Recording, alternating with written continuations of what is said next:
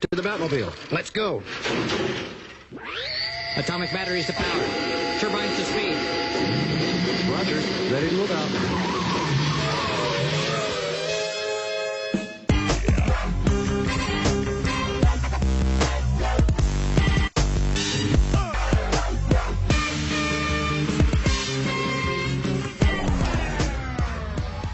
All right, thanks for joining us tonight, Basement Dwellers.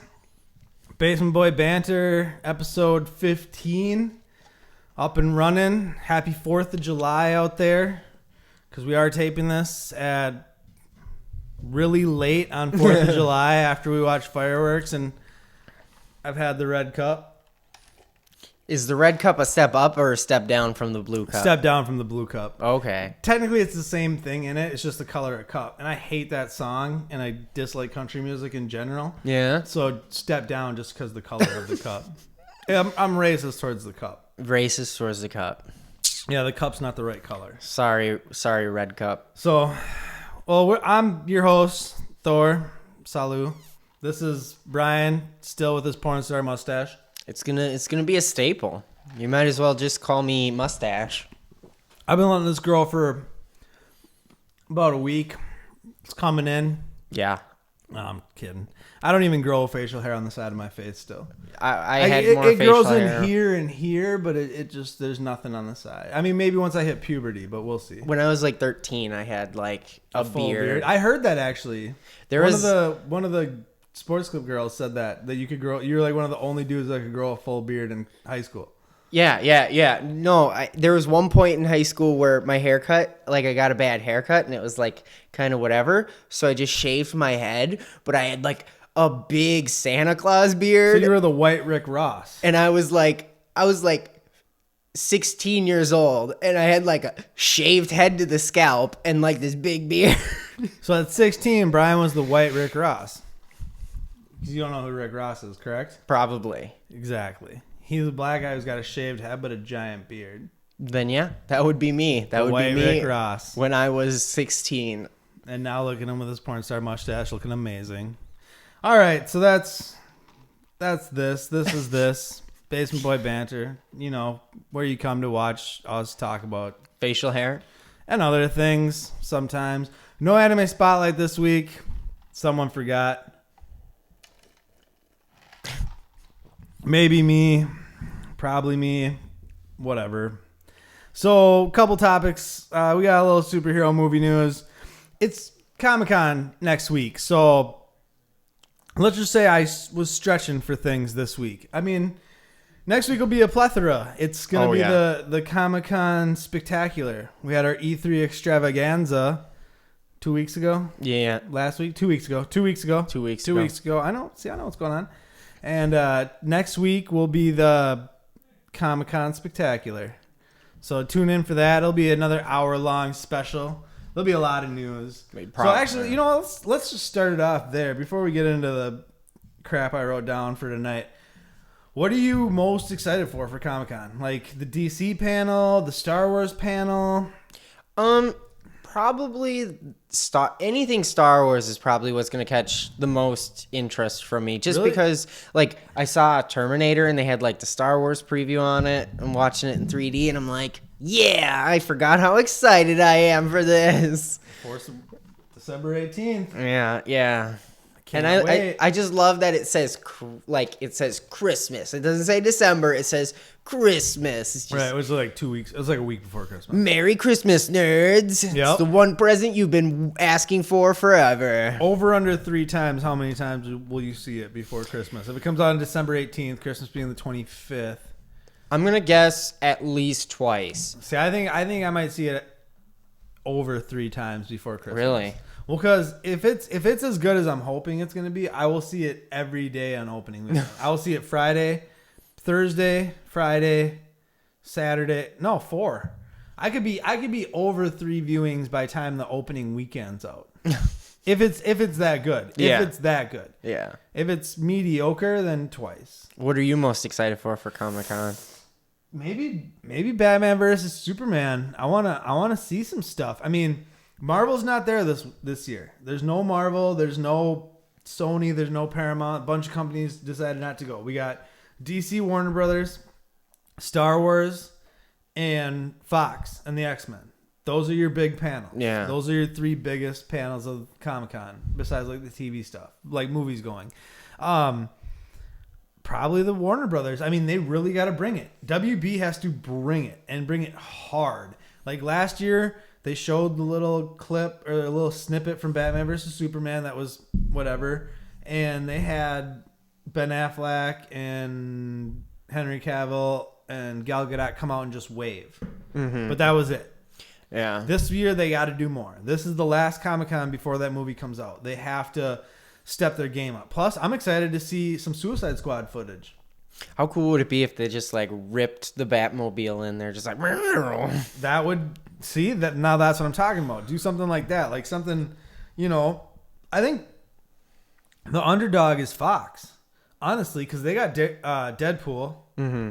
They have the X-Men Apocalypse, Wolverine coming out. So all 3 of those properties will be represented there. It'll be interesting to see what they do, because they could steal the show. If there's a possibility they could steal the show. Like it's definitely between WB and Star Wars for like who's gonna take the most talked about thing, best in show. But I mean, Fox could sneak in there if they come with like, what if they drop a full Deadpool trailer? Like just boom, drop a Deadpool trailer on you, full one, like 2.5 minutes. Because Suicide Squad they'll have a teaser trailer ready, but I don't think they'll have a full trailer. Yeah. So I think that's the that's the dark horse in the race, as they say. Right. Yeah. We'll see. Now, besides that, is there anything you're super excited for at Comic-Con? Not really. I'm just kind of waiting for it to unfold. Wait to see what happens. No expectations with it, really. Like we expect a certain level of cool from certain people, but it's one of those things where I kind of want. It's almost like I want to be surprised with how cool some other things are. Yeah, you want that surprise factor. You don't want to like know everything coming up. Well, that's what I like about this week is it was like really quiet on the world of like superhero movie news. And what I was thinking about is the comic book stuff. Like, it's Comic-Con. I mean, Comic-Con is a comic book convention at its core. It's become much more than that. Oh, yeah. But that at its core, that's what it is. And yet, although Marvel Studios isn't there, Marvel Comics will be there. Yeah. I mean, people keep saying Marvel's not going to be there. Marvel's not going to be there. Yeah, okay, Marvel Studios won't be there. But Marvel as a company will have a huge presence. I mean, they have so much coming up after the Secret Wars saga they have going on wraps up. They have all new comics rolling out. Like, it's a brand new universe pretty much that starts after the Secret Wars ends. And I'm pretty sure we're coming to the end of Secret Wars. If it's not by the end of June, it's beginning of August is where all these new comics start. And I've seen a bunch of them. So they have like multiple Spider-Man. They have like Miles Morales is now part of the universe, and Peter Parker's there, and I think even like Spider-Gwen is part of the universe now, like the main universe. Okay. So it'll be interesting to see like what titles are most heavily represented. Like New Avengers. I don't know if you remember like Free Comic Book Day. Yeah, no, I remember you talking about it. Yeah, so remember, and we talked about, I think in our very first show, the new lineup for Avengers. It had, so Falcon's now Captain America. You had, I'm pretty sure Miles Morales, Spider-Man was in there. The Indian Miss Marvel. Yep. The Nova. I'm trying to remember, I'm really trying to think back far here. But yeah, so we talked about that, and I'm curious to see like Vision was part of it too, and Iron Man, which they still say is Tony Stark, but it just doesn't look like, it looks like a younger version. It doesn't look like an old man would be in that suit. Yeah. So I don't know. We'll see. I mean, I'm excited for the comic book stuff. Like, I want to see what DC comes to the table with. I want to see what Marvel's talking about. Yeah, it'll be fun. I mean, it starts. Do you know who holds the rights to make Terminator comic books? Because I think I imagine someone's Dark Horse, I think. Dark Horse Comics. Don't quote me on that, though. Okay. I don't even know, because I'm curious, and no offense to anyone who's keeping track of it knows, but I'm curious if there's like a thing going with Terminator right now. I'd be interested to pick it up and see. I don't think there is, because this new Terminator is kind of the start of what they hope to be like a new trilogy and a new like jumping off point. Because watching this movie makes me think a lot about like cool things they could do in Terminator. Although the last, X amount of years, they keep trying cool things and they keep turning out duds. So, since you brought it up, you saw that movie. What'd you think? I thought it by no means was it something that's going to blow the door off, and it's not going to top your list for top 10 movies of the year or anything. I mean, would it even make the list for top 10? Right. Let alone top 10 is pretty broad. Top 5. Right. But, I really enjoyed it. I also saw it with my dad, who's like huge Terminator guy. Yeah. And like the beginning of the movie, they like quote the first movie because they're like changing the timeline and stuff. Right. But like there's like this dude who's in a garbage truck or whatever when Arnold's first going back and like the lightning's going in the truck and his truck stops. He's like, what the hell? And like before he says it, my dad looks over at me and he says the line, and then like the dude does it, and then he like runs out, and then he looks over at me and he's like laundry day, nothing to wear. And like the guys, they changed the line a little bit, but they basically say the same thing. And like he quotes like the lines. It made it a lot more fun watching it because like it's like, holy cow, he has seen this movie a lot. I haven't had a chance to see it yet, but I've heard like decent. It's interesting. The concept's cool. They step it up with the Terminator. I guess I can spoil it a tiny bit and like not like give away like serious plot details, but like I guess details about the Terminator. So like they kind of show right in the beginning the liquid metal Terminators. Yeah. And at first I was like T2000. completely against it because I thought the whole movie was going to be liquid Terminators, but it's not. It's just sort of like saying like, yeah, we remember this guy and he was a pretty good Terminator. But then they step it up with this new Terminator, and then it makes it easier to kind of remember which one's better. Right. Because this new one, instead of being liquid, he's basically, and they don't super detailed explain it or anything, but essentially imagine a human being with all of your cells being robots.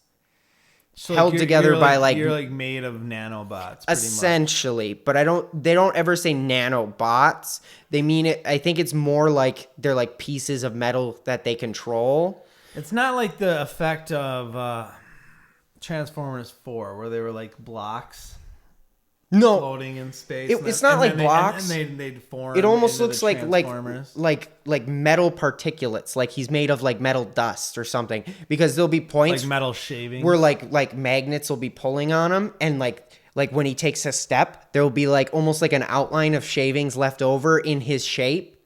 Okay. And like he'll take another step, and then they'll do it again.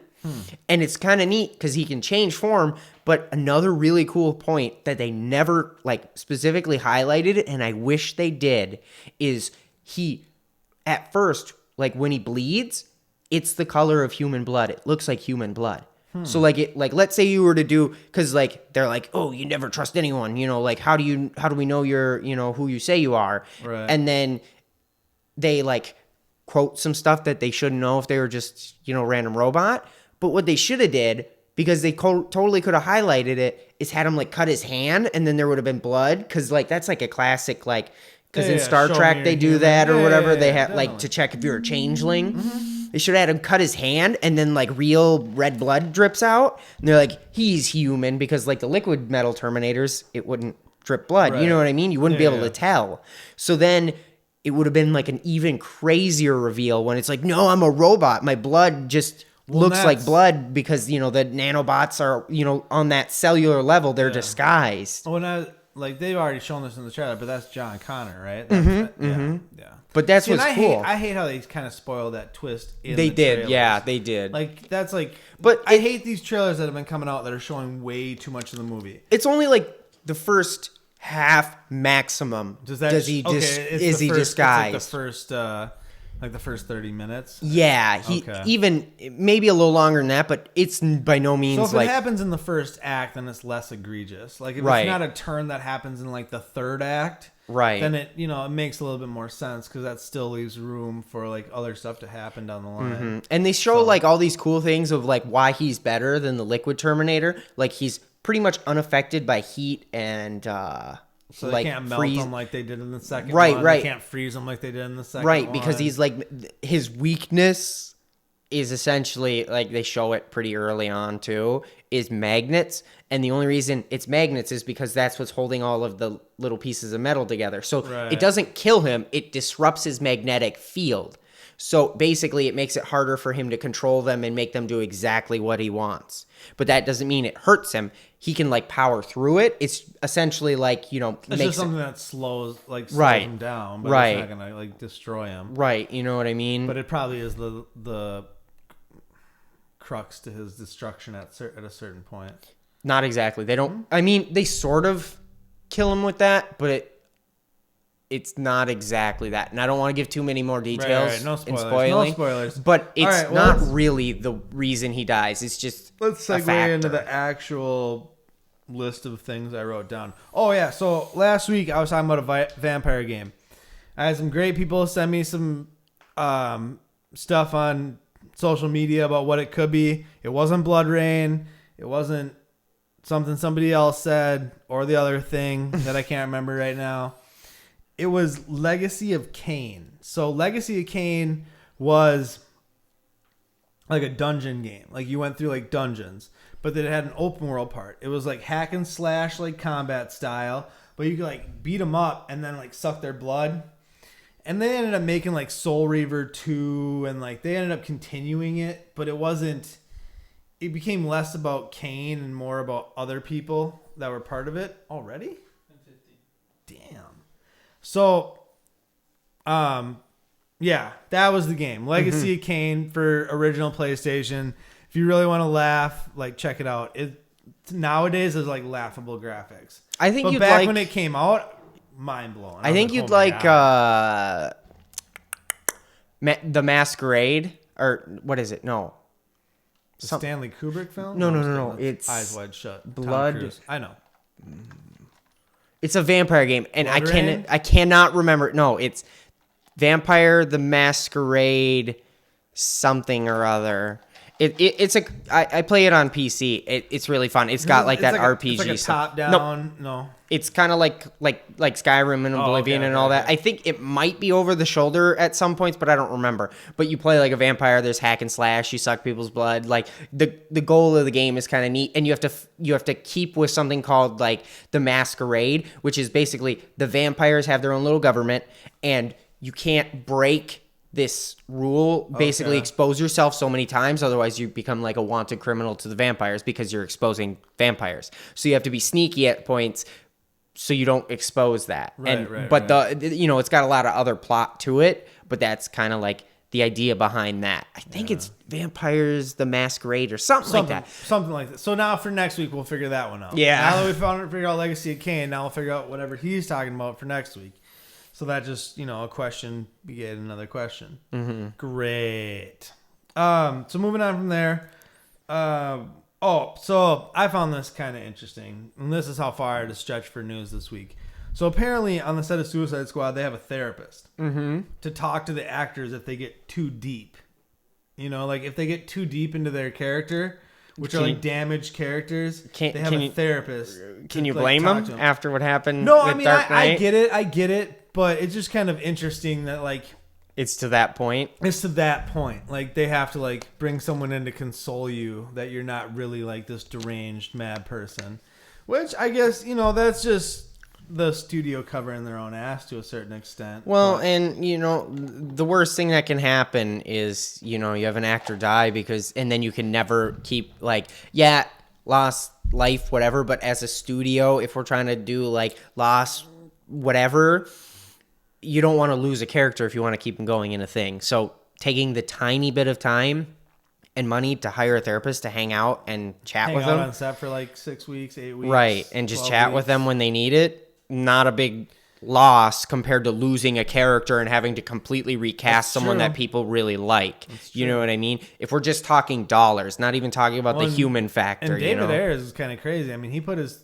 actors in Fury through a lot of stuff. Mm-hmm. Like if you watch some of the behind the scenes stuff on Fury, he put them guys through a lot. I mean, I think Shia LaBeouf gave himself as like a actual scar. for the like really gave himself a scar. Well, for the Shia movie. LaBeouf also. Shia LaBeouf. Yeah, he's got some issues, but that's neither here nor there. I don't know, but he's an artist. He's a lot of things, but he's not in Transformers anymore, so that's a good thing. Which is sad because he finally learned how to act. That's funny. That is funny. Then they got an actor who normally can act in the last one, and then he just mailed it in because he's like, I got the check, whatever. Well, that's what I told everyone. I was like, the previews, it's and that goes back to what the performance. director gets out of the actor too, and like directs him to do. So again, it goes back to my original argument that it's all Michael Bay's fault, which. I like Bad Boys and The Rock, and like I'm not like a Michael Bay hater, but Michael Bay has ruined the Transformers movies. From the first one, they've gotten progressively worse. I think 3 was better than 2, but then 4 was the worst one yet. So what's more egregious? Yeah. Like you make a bad second one, but an okay third one, and then a god awful fourth one. Either way, Kind of reminds me of Star Wars. A little. Well. Oh yeah, but it's not like the first 3 were as beloved as Star Wars, and then the second 3. It's not that to that extent. But I get what you're saying. The first one was not great. Then the second one was like the worst, and then the third one had some good parts in it, but as a whole, wasn't very good. Right, but in Star Wars, the first one's amazing, the second one's amazing. No, I'm talking the prequels. Those 3 are all. Yeah. The first Transformers movies are reminding me of the prequels. Second one's. I always go back and forth. Which one's the worst? First it's definitely the second one. Whatever. I'll go. Okay, first one. See, I go in the same order. Like worst, less worse, and the least egregious would be the third one. Mm-hmm. For sure. The third one's still. I'll actually argue the third one's a pretty good movie. It has good parts in it. As a whole, there's some problems. It's still a pretty. I think it's still. But there's a lot of movie. Parts in it that are really not good. as bad as it's nowhere near as bad as 1 and 2. But no. I mean, is it a perfect movie? No, obviously it has its flaws. It's like one of those things where like if there was only 4 movies, this third prequel and then the other 3, it would be the worst of the 4 movies. But the prequel, the original trilogy with any prequel movie, the prequel's always going to end up falling short of what the and I'm just trying to say as far as how good it was not as good as the originals. Like just it was short, but it was way better than any of the other prequels. Oh, so yeah, that's true. I mean, I can agree with that. I don't really remember what you said just now. That's fine. All right, so moving on from there, there were some Batman vs Superman picks on Entertainment Weekly. We looked at them. It was cool to see Ben Affleck and Gal Gadot dancing, kind of similar to like some stuff that was in Justice League, the animated series. Mm-hmm. The Batman and Superman face staring at each other, it was cool, whatever. There was one with Batman by a bat light, or like the bat signal, I thought. Mm-hmm, bat light. Bat. What else was there? Oh, there's the Superman with all the people with the painted faces and stuff like that. Mm-hmm. There was that one. Whatever, they were all right. Yeah. Whatever. Whatever. And then there was some Deadpool picks that were actually pretty good. There's like him sitting on something, reading a piece of paper, then him standing with some guns, and then him in front of a taxi with Negasonic Teenage Warhead standing close by him. So those are pretty cool. Yeah. I mean, which I probably like the Deadpool ones better than the Batman vs Superman ones, but I mean, it's not like they're pictures, whatever. Right. It's not a trailer. It's only so anything. much out of them. Yeah. One like the Vanity Fair shoot with Star Wars that we went over a few weeks ago. Remember all the pictures from that? I'd probably say like those were better than the Entertainment Weekly stuff, but. By a decent amount. Yeah, I don't know. You don't get a lot from pictures, and sometimes they're cool. It depends. You don't, but see, I think with the Star Wars pictures, you actually do get more because there's been so little revealed about the film. Whereas Batman versus Superman, I mean, we know the like we've gotten the synopsis, we know what it's mainly about. We have no idea the story of episode 7. Like, what is episode 7 going to be about? Like, whose story is it? We have no idea. Like, we have no idea what's going to happen in that movie. So there's a lot more mystery around that. So those pictures are out there. I mean, they're cool. We'll throw up some here, I'm sure, while I was talking. Next thing, some stuff. Vertigo Comics. So DC's got Vertigo Comics. They've had them for a long time. It's like Sandman, some of their darker characters like Swamp Thing, other ones like that. Those are now going to be made instead of by Warner Brothers. Warner Brothers is going to have New Line Cinema.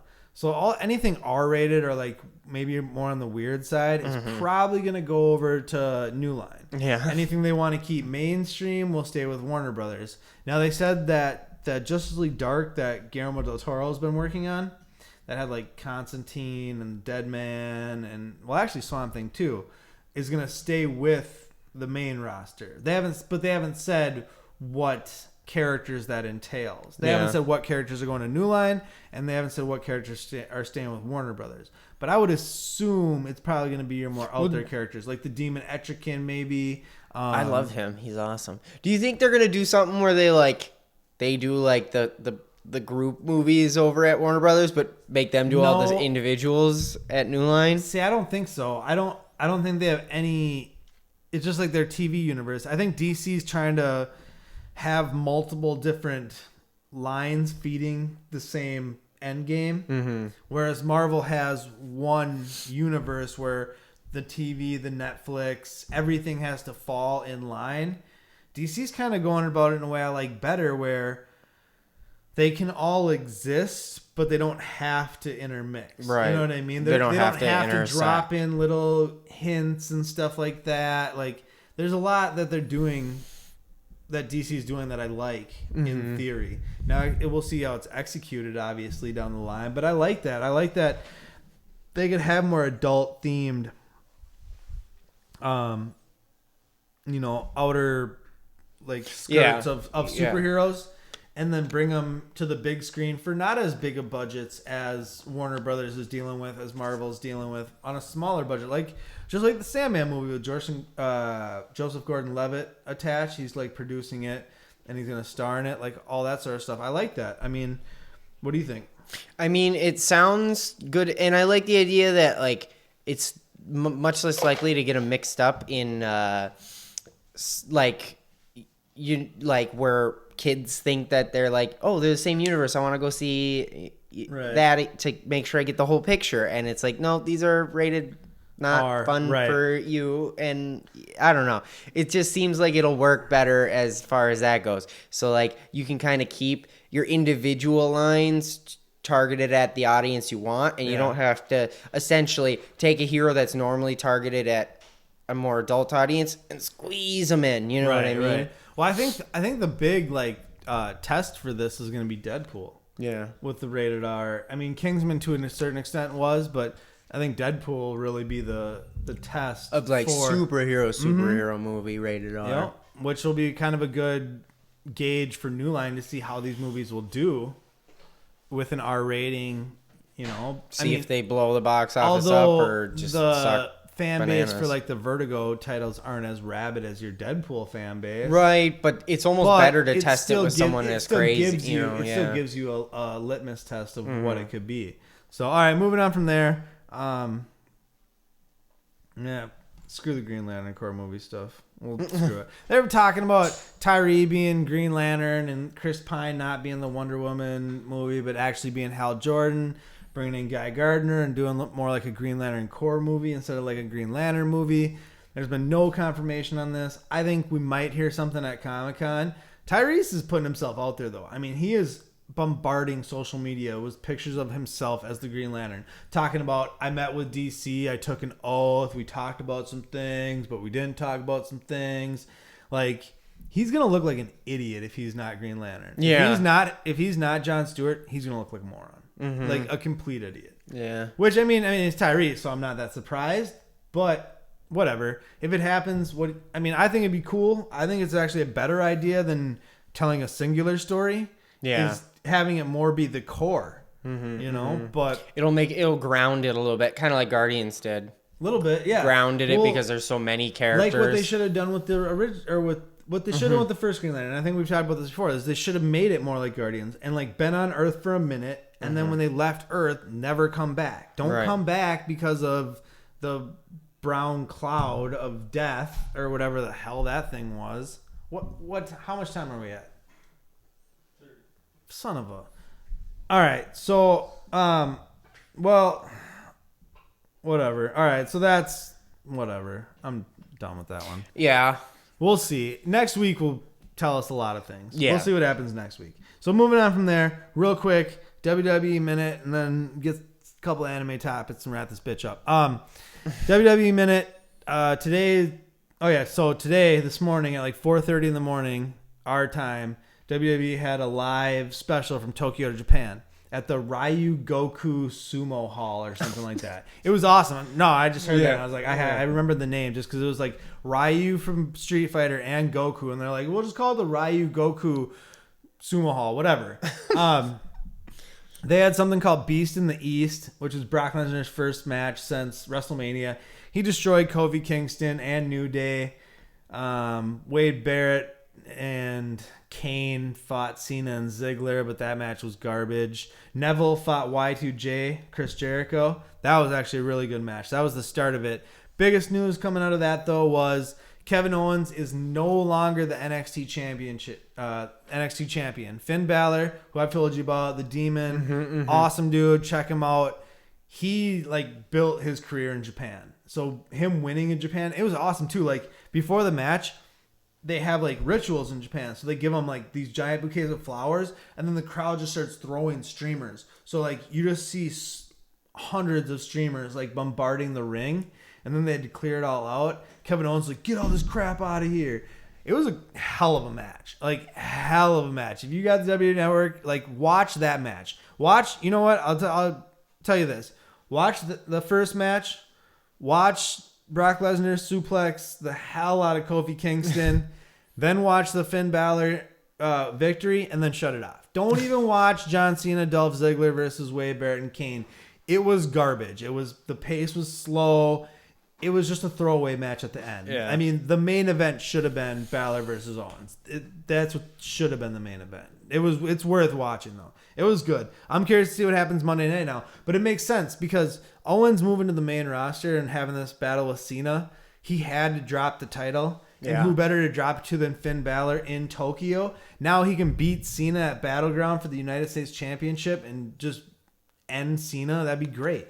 I swear to God, if Kevin Owens loses at Battleground and Cena wins, I'm done for at least like 2 pay-per-views. Yeah. Well, no, because SummerSlam's right around the corner. So fake promise for sure. But I will be pissed. I will heavily ridicule that decision. But I don't think that's what's going to happen. I think him dropping the belt almost guarantees that he beats Cena at Battleground. Yeah. So that's the WWE Minute. If you're not watching WWE, watch it because it's pretty cool. So now moving on from there, Brian's going to read something here in a second. That's why I'm grabbing my phone out. I'm not being rude and triggering him on a podcast. So Anime Expo is going on right now this week out in San Diego. Same place that they do Comic-Con, they do an Anime Expo. A little bit of news came out of there. They had a Dragon Ball Z Resurrection of F panel tonight on July 4th, but I didn't get a chance to watch it, and I really don't think any real news came out of it anyways, so I didn't care. 2 things I actually did care about was, first thing, Right Stuff and Sunrise are releasing the original Mobile Suit Gundam on Blu-ray. I think that's pretty cool. I don't own any anime on Blu-ray yet. I need to start, I think, converting my collection to Blu-ray at a certain point. And Mobile Suit Gundam's actually... So if you don't know what Mobile Suit Gundam is, it's like a lot of animes. It's about giant robots and dudes who get in them and fight other dudes. And there's not a lot more that you need to know than that. Yeah. So, but I'm excited for the original series to come to Blu-ray and just to get like more anime on Blu-ray. Yeah, like definitely. in HD. Because a lot of it's in poor audio quality in other things.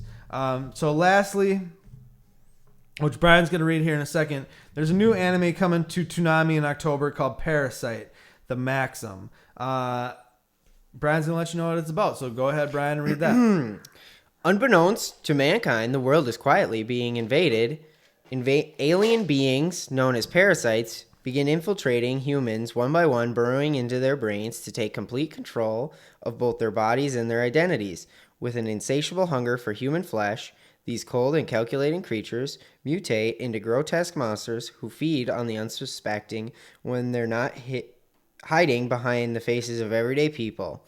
Only Shinshi Izumi, A lone high school boy is aware of the terror lurking in plain sight. After one parasite's attempt to take over his brain ends in failure, Shinshi's right arm is instead possessed by this monster with a mind and agenda all its own. As Shinshi and his unwanted combatant Miggy, don't yell at me if I say it wrong, struggle for dominance of his body, the alien infection continues to grow, and so does the trail of bodies in its wake. Now Shinshi and Miggy must become more than host and parasite if they hope to not only protect themselves, but Shinshi's loved ones as well. As Shinshi and Miggy's symbiotic bond deepens, will Shinshi be able to hold on to his humanity, or will he evolve into something more than he ever imagined? All right, that was a really long synopsis. Great job reading, Brian. So that sounds pretty cool. So aliens are taking over the Earth. It's like body snatchers, pretty much. This dude gets a demon in his arm, and you can use the demon to fight the body snatchers who mutate into crazy aliens or monsters or whatever the hell he just said. I'm half drunk. I don't even know. So yeah, both of those new pieces of news coming out of Anime Expo, pretty cool. I'm excited to see something new. You know, there's definitely a lot of new animes coming out on like Crunchyroll, and Funimation's got its own streaming service now too. Mm-hmm. I should really look into getting one of those just so I can watch some of the newer stuff. Yeah, but definitely. I mean, as a new like title coming out, I'm excited to watch it. I mean, I still have Attack on Titan sitting on my DVR, all episodes that I haven't watched from Toonami. But now this just gives me another 24 episodes or so of something to tape off Toonami and not watch for the next year and a half. So now wrapping this week up. Oh yeah, and sorry, no anime spotlight. It's 4th of July. I was more concerned with grabbing my Captain Morgan than a DVD. So whatever. Next week I'll have one or not. You know what? No promises. Maybe 2 weeks from now, because next week is the Comic-Con Spectacular, and we might just not have time for an anime spotlight. Although I did squeeze it into the E3 extravaganza. Mm-hmm. We'll see how much news there is from Comic-Con. If there's more than I feel is necessary, then we'll just cut it. Yeah. And we'll bring it back in 2 weeks. Plus, maybe by then I can have time to watch a couple of the movies I wanted to watch. Again, or can watch them. And in 2 weeks, we also got Battleground for WWE coming up. That's 2 weeks from now. Which is good, because that'll be next week will be the Comic-Con show. So the week after that, we'll have pay-per-view. Anime Spotlight will be back, and we'll get back on track with some normalcy. Well, and it might even be slow news after that, like slow with news after Comic-Con. It'll be the same thing like this week. The week before and the week after Comic-Con. So we could almost even do like Battleground and like maybe 2 anime spotlights just to make it a whole episode out of that. Double dose. Yeah. Double dose of Anime Spotlight. We'll work on something. But either way, as always, I'm your host, Thor. You can find me on Instagram, Twitter. Thor is GR8. You can find us anywhere. I mean, you search whatever. Search anything you're on for Basement Boy Banter. You'll come across us. Hit us up. I'm running it, or he's on it, or one of us is talking. So come interact with us. Comment down below. Subscribe to the YouTube channel. And as always, from us here in the basement, we want to thank you for watching, and we'll see you guys next week. If you like what you just saw, make sure you subscribe to our YouTube channel, like our videos, follow us on Twitter and Instagram, and like our Facebook page.